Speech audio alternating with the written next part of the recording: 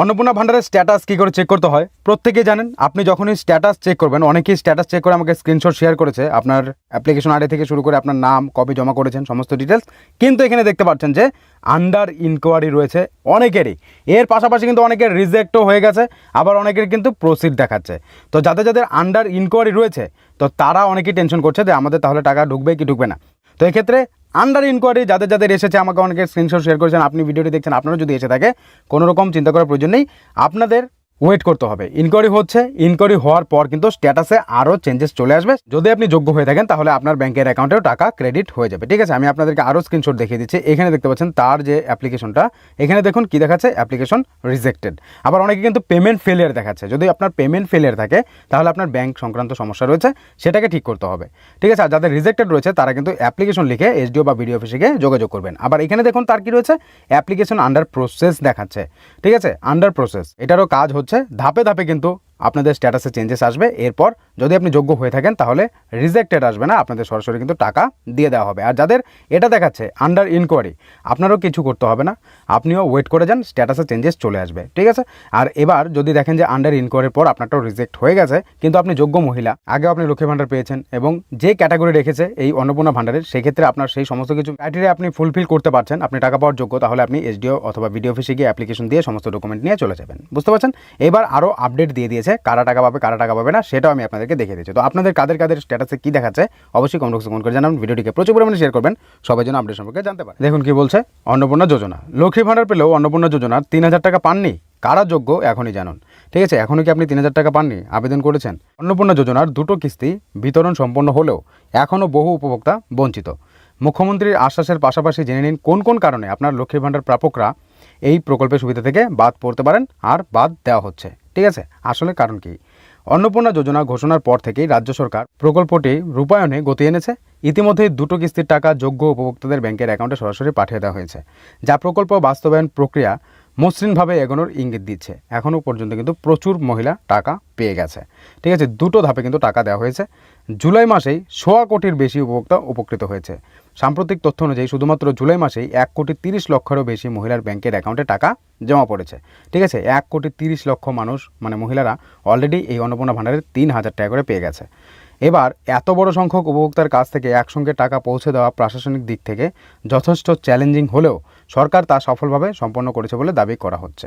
ঠিক আছে, সরকার গঠন হওয়ার পরেই কিন্তু এই প্রকল্প নিয়ে উঠে পড়ে লেগেছে এবং মানুষদের কিন্তু এই টাকা দেওয়া হচ্ছে, মহিলাদের এই টাকা দিয়ে দেওয়া হচ্ছে যারা যোগ্য। লক্ষ্মী ভাণ্ডার পেলেও এখনও অনেকেই বঞ্চিত। লক্ষ্মী ভাণ্ডার প্রকল্পের সুবিধাভোগী হওয়া সত্ত্বেও রাজ্যে এমন বহু মহিলা রয়েছেন যারা এখনও পর্যন্ত অন্নপূর্ণা যোজনার টাকা হাতে পাননি। এ নিয়ে তাদের মধ্যে উদ্বেগ ও প্রশ্ন তৈরি হয়েছিল, আর প্রশ্ন তৈরি হওয়ারই কথা। ঠিক আছে, যারা যোগ্য তারা কেন পাবে না? মুখ্যমন্ত্রী স্পষ্ট আশ্বাস দিয়েছে। পূর্ব মেদিনীপুর সফরে গিয়ে মুখ্যমন্ত্রী নিজেই এই বিষয়ে মুখ খোলেন।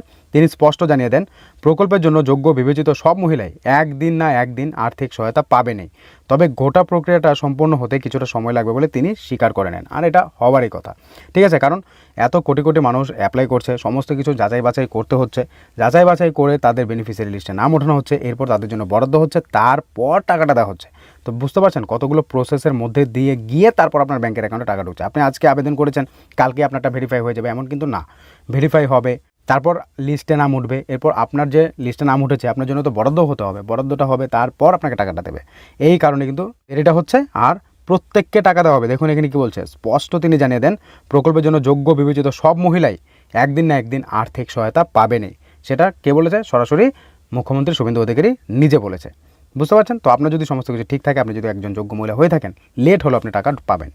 প্রশাসনিক সমস্যার কথা মেনে নিলেন।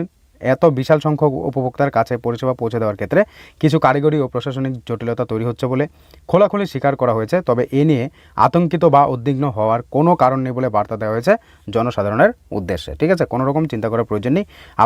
আপনি যোগ্য ব্যক্তি, দেখা গেল যে রিজেক্ট হয়েছে, আবার সেটাকে কিন্তু তারা ভেরিফাই করছে, এরপর কিন্তু দেখা যাচ্ছে যে রিজেক্ট থেকে আবার কিন্তু প্রসিডে চলে এসছে। তো এইভাবে কিন্তু অনেক মহিলারই চেঞ্জেস এসেছে এবং তারাও কিন্তু টাকা পাচ্ছে। এভাবে আপনিও টাকা পেয়ে যাবেন যদি আপনি যোগ্য হয়ে থাকেন। নিয়ম মেনেই মিলবে টাকা, আদারওয়াইজ পাবেন না। প্রশাসনের তরফে বারবার আশ্বস্ত করা হয়েছে যে নির্ধারিত নিয়ম ও শর্ত মেনে যোগ্য বিবেচিত প্রত্যেক উপভোক্তাকে ধাপে ধাপে অন্নপূর্ণা যোজনার সুবিধা দেওয়া হবে, পেয়ে যাবে। শুধু সময়ের ব্যবধানের কারণে কিছুটা দেরি হচ্ছে বলে জানানো হয়েছে। প্রত্যেকের অ্যাকাউন্টে টাকা ক্রেডিট হয়ে যাবে। ভোটার তালিকা থেকে বাদ পড়লে মিলবে না সুবিধা। ঠিক আছে, এসআইআরে যদি আপনি ভোটার তালিকা থেকে নাম আপনার বাদ পড়ে গেছে, সেক্ষেত্রে আপনার টাকা পাওয়া হবে না। ঠিক আছে, যাদের নাম ভোটার তালিকা থেকে স্থায়ীভাবে বাদ চলে গেছে তারা এই প্রকল্পের আওতায় আসবেন না বলে স্পষ্ট নিয়ম রয়েছে। আর যদি আপনি চাকরি করেন, ট্যাক্স পেয়ার হয়ে থাকেন তাহলে পাবেন না। এছাড়া প্রত্যেকে পাবেন। আর বিদেশি নাগরিকের ক্ষেত্রে প্রযোজ্য নয়। এই প্রকল্প শুধুমাত্র ভারতীয় নাগরিকদের জন্য প্রযোজ্য, কোনো অভারতীয় ব্যক্তি এর সুবিধা পাবেন না। পাশাপাশি অন্নপূর্ণা যোজনায় কেবলমাত্র মহিলাদের জন্যই বরাদ্দ, নিয়ম না মানলে মাসিক 3,000 টাকা পাবেন না। শর্ত আপনারা বুঝতেই পারলেন। ঠিক আছে, তো এসআইআরে চিহ্নিত হলে প্রভাব, এসআইআরের অনুপস্থিত, তারপর স্থানান্তরিত, বাদ পড়া বা মৃত হিসাবে চিহ্নিত হলে সংশ্লিষ্ট ব্যক্তির নাম উপভোক্তার তালিকা থেকে বাদ যেতে পারে।